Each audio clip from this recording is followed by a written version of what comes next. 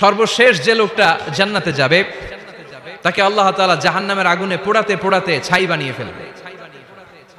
আল্লাহ বলবেন, জিব্রাইল যাও একটু দেখো, একটা মাত্র সেজদা দিয়েছে আমাকে, এরকম কাউরে পাওয়া যায় কিনা, বাটি চালান দিয়ে দেখো পাওয়া যায় কিনা। খুঁজে খুঁজে কাউরে পাবে না। আল্লাহ বললেন আবার দেখো, খুঁজে খুঁজে একজনকে পাবে, সামান্য ইমানের ছিটে ফোঁটা তার অন্তরে ছিল।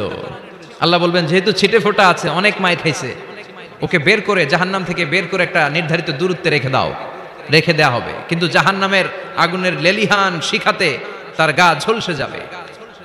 সে আল্লাহরে ডেকে বলবে, মাবুদ তোমার কাছে আমি কিছু চাই না,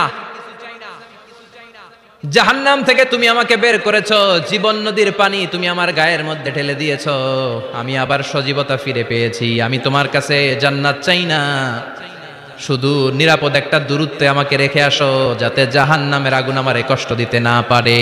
আল্লাহ